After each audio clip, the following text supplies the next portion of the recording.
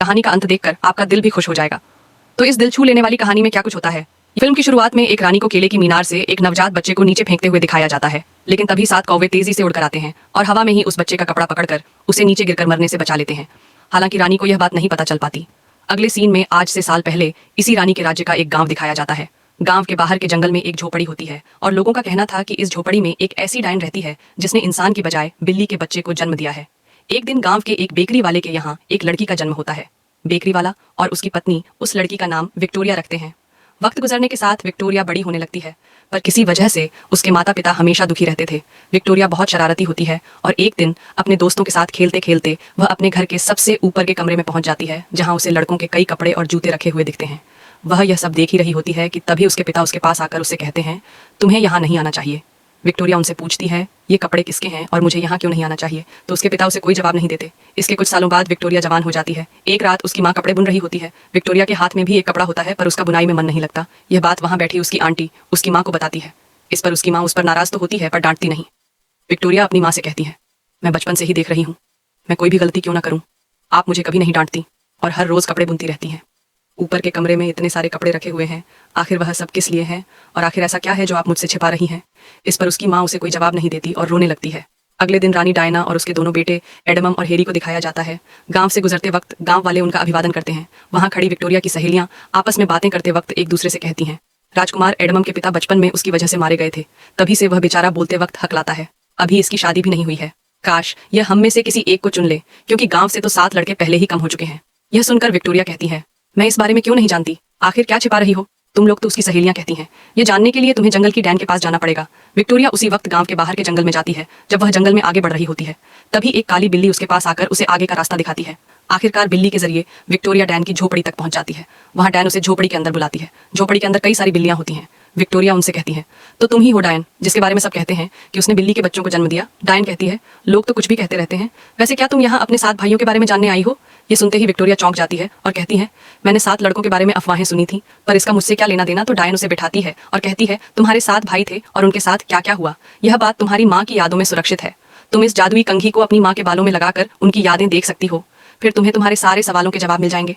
Victoria वह कंघी उठा लेती है। डायन उसे कहती है, तुम्हारी माँ ने मुझसे एक मंत्र सीखा था, जिसे जागृत करने के बाद अगर वह पूरा जोर देकर अपनी एक इच्छा जाहिर करती तो वह पूरी हो जाती। और फिर वही तुम्हारी माँ से गलती हो गई, क्योंकि उन्हें 7 लड़के नहीं चाहिए थी, वह तो बस एक लड़की चाहती थी। इसके आगे क्या हुआ, ये इस कंघी के जरिए तुम अपनी माँ की यादें पढ़कर खुद जान जाओगी। तो अब विक्टोरिया वह कंघी लेकर अपने घर लौट आती है। वहाँ उसके माँ बाप उसे पूछते हैं कि तुम कहाँ गई थी, पर वह उन्हें इसका कोई जवाब नहीं देती। रात में अपनी सो रही माँ की बालों में जादुई कंघी लगाकर विक्टोरिया अपनी आंखें बंद कर लेती है। तो अब उसे अपनी माँ की यादों में उसके 7 भाई खेलते हुए दिखते हैं। वह 7 भाई काम में उनका कोई हाथ नहीं बटाते थे और दिन भर भर शरारत किया करते थे। और उनकी माँ जो भी थोड़ा बहुत खाना बनाती थी, उसे वह 7 कौवे की तरह लड़ झगड़ कर एक दूसरे से छीन लिया करते थे। इससे नाराज होकर एक दिन उनकी माँ के मुंह से निकला कि काश तुम लोग कौवे होते, मंत्र का प्रभाव एक ही बार काम कर सकता था। इसलिए वह 7 लड़के उसी वक्त कौवा बनकर वहां से उड़ जाते हैं और इसी बात से उसके माँ बाप अब तक दुखी रहते हैं। यह सब जानने के बाद विक्टोरिया फिर से डैन के पास जाती है और उससे पूछती है, मेरे भाइयों को इंसान बनाकर फिर से वापस लाने का कोई तो तरीका होगा। डैन कहती है, हाँ है, तुम्हें रूपांतरित पौधों के धागों से 7 भाइयों के लिए 7 कमीज बुननी पड़ेगी और इस प्रक्रिया के दौरान तुम्हें मौन व्रत रखना पड़ेगा। फिर जब वह कमीज तुम उन 7 को पहनाकर यह कहोगी कि वह इंसान बन जाए, तो वह सब फिर से इंसान बन जाएंगे। विक्टोरिया पूछती है, वो पौधे मुझे कहाँ मिलेंगे और मुझे कब से चुप रहना है। डायन कहती है, जंगल के पार तुम्हें नदी की एक धारा मिलेगी, जो चट्टानों के बीच से बहती हुई गहरे जंगल के भीतर पहाड़ी के पास तक जाती है। तुम्हें रूपांतरित पौधे वहीं मिलेंगे। उन पौधों में सुई की तरह कई सारे कांटे होते हैं, इसलिए उन्हें संभाल कर ही उखाड़ना, और यह सारा काम तुम्हें अकेले ही करना होगा। तो अब विक्टोरिया जंगल को पार करके जलधारा के जरिए आगे बढ़ते हुए पहाड़ी की तलहटी में लगे रूपांतरित पौधों के पास पहुंच जाती है। वहां से ऊपर की पहाड़ी में एक गुफा होती है। डायन ने उसे वहीं रहकर यह सारा काम पूरा करने के लिए कहा था, इसलिए विक्टोरिया ऊपर चढ़कर उस गुफा के अंदर जाती है, जहां उसे एक बड़ा सा घोंसला दिखता है। थक जाने की वजह से विक्टोरिया को नींद आ जाती है। रात होने पर जब उसकी आंख खुलती है तो वह देखती है कि उस घोंसले में 7 लड़के लेटे हुए हैं। उन्हें देखकर वह समझ जाती है कि वह 7 उसके भाई ही हैं। इससे भावुक होकर वह उनमें से एक का बाल सहलाने लगती है, पर उसके ऐसा करते ही वह जाग जाता है और फिर से कौवा बन जाता है। इससे विक्टोरिया को यह बात भी समझ में आ जाती है कि मंत्र की वजह से यह लोग सिर्फ सोते वक्त ही अपने इंसानी रूप में आते हैं। हालांकि कौवों के रूप में भी वह 7 अपनी बहन को पहचान लेते हैं। अगले दिन विक्टोरिया पहाड़ी के नीचे जाकर रूपांतरित पौधे उखाड़ने लगती है, लेकिन इस दौरान पौधों के कांटे उसके हाथों में चुभने लगते हैं। वह बार बार कोशिश करती है, पर हर बार कांटे चुभने की वजह से वह रूपांतरित पौधे नहीं उखाड़ पाती और उनमें उलझकर गिर जाती है। कांटों के चुभने की तकलीफ और पौधों को ना उखाड़ पाने से वह दुखी होकर रोने लगती है। यह देखकर कौवे के रूप में उसके सातों भाई उसके पास आकर उसे हिम्मत देने के लिए कांवका की आवाज निकालने लगते हैं। इससे विक्टोरिया समझ जाती है कि वह यहाँ अकेली नहीं है, इसीलिए हिम्मत करके वह फिर से खड़ी होती है और कांटों की चुभन को बर्दाश्त करते हुए उन पौधों को फिर से उखाड़ने लगती है। इस दौरान वह देखती है कि उसके हाथों में छाले और चकत्ते पड़ गए हैं, पर फिर भी वह रोकती नहीं और आखिरकार वह अपनी जरूरत भर के पौधे उखाड़ लेती है। इसके बाद वह गुफा में वापस जाकर वहां एक दूसरे घोंसले में सो जाती है। अगले दिन वह फिर से यही करती है। इस दौरान भूख लगने पर वह जंगल से कभी मशरूम तो कभी फल फूल खाकर अपना गुजारा करती है। धीरे धीरे कौवे उसे और भी ज्यादा घुल मिल जाते हैं और गुफा में उसके साथ ही खेला करते हैं। पौधों से रेशे निकालने के लिए विक्टोरिया उन्हें नदी की धारा में भिगाने के लिए रख देती है और कौवे ऊपर से उस पर नजर रखते हैं। एक दिन भूख लगने पर जब विक्टोरिया नदी घाटी के पास एक मक्के के खेत में मक्का खा रही होती है, तभी घोड़े पर सवार होकर राजकुमार एडमम और उसका भाई हैरी अपने 2 गार्ड्स के साथ वहां आते हैं। उन्हें देखकर विक्टोरिया खेत में बैठ जाती है। हैरी एडमम से कहता है, इन खेतों के आसपास बाढ़ लगवाना पड़ेगा, नहीं तो जंगली सुअर इसे नुकसान पहुंचाएंगे। हकलाने और सीधा साधा होने की वजह से एडमम कम बोलता था, इसलिए इस पर कुछ नहीं कहता।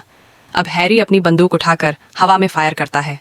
इससे खेत के अंदर मौजूद एक जंगली सुअर भागकर विक्टोरिया के पास पहुंच जाता है।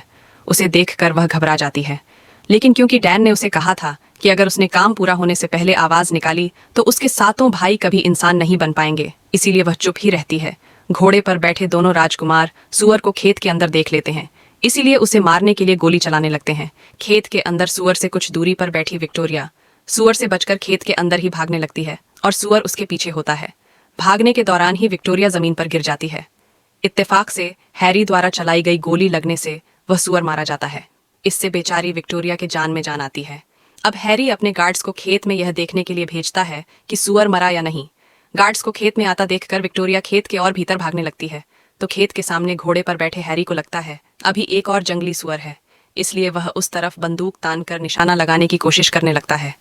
जब ऊपर उड़ रहे कौवे यह देखते हैं तो अपनी बहन को गोली से बचाने के लिए वह हैरी और एडमम पर टोट मारने लगते हैं। उनसे बचने के चक्कर में हैरी की बंदूक की एक गोली एक कौवे को लग जाती है और वह नीचे जमीन पर गिर जाता है। दयालु एडमम कहता है, इस बेचारे को उपचार के लिए ले चलना चाहिए, तो हैरी कहता है, इससे अच्छा इसे एक और गोली मारकर इसका काम यहीं खत्म कर दूं। एडमम उसे ऐसा करने से रोकता है। अब इससे पहले कि वह उस कौवे पर फिर से गोली चलाता, खेत के अंदर से विक्टोरिया उस पर एक पत्थर फेंकती है और फिर वहां आकर कौवे को उठा लेती है। हैरी कहता है, साली कुतिया, तुम्हारी हिम्मत कैसे हुई? मेरे ऊपर पत्थर फेंकने की, हम राजकुमार हैं। मौन व्रत होने की वजह से विक्टोरिया उसे कोई जवाब नहीं देती। इससे भड़क कर हैरी उसके बाल खींचकर उसे गालियां देने लगता है। एडमम को अपने भाई की यह हरकत सही नहीं लगती और वह उसे छोड़ देने के लिए कहता है, पर हैरी उसे नहीं छोड़ता। आखिरकार बचने के लिए विक्टोरिया हैरी के हाथ पर दांत से काटकर खेत के अंदर भागती है। इससे हैरी की चीखें निकल जाती हैं और वह गालियां बकता हुआ खेत में विक्टोरिया का पीछा करने लगता है। यह देखकर एडमम समझ जाता है कि अगर वह बेचारी लड़की हैरी के हाथ लग गई तो उसके साथ बहुत बुरा सलूक करेगा, इसलिए उसे बचाने के लिए वह हैरी के घोड़े के आसपास गोलियां चलाने लगता है। हैरी उससे कहता है, ये क्या कर रहे हो तुम? तो एडमम हकलाते हुए उसे अपनी बातों में उलझाने लगता है ताकि विक्टोरिया को वहां से भागने का टाइम मिल जाए। आखिरकार विक्टोरिया घायल कौवे को लेकर वहां से भागती है। वह थकी हुई और कमज़ोर होती है, पर कौवे को बचाने के लिए वक्त बहुत कम होता है और बाकी के कौवे भी उसके साथ ही चल रहे होते हैं। वहां से भागकर वह डायन की झोपड़ी पर जाती है और इशारों में उसे सब कुछ बताती है। बेहोश हो जाने की वजह से वह कौवा फिर से इंसान के रूप में आ जाता है, तो डायन उसके घाव साफ करके उसका इलाज करती है और विक्टोरिया से कहती है, घबराने की ज़रूरत नहीं है, ये बच जाएगा।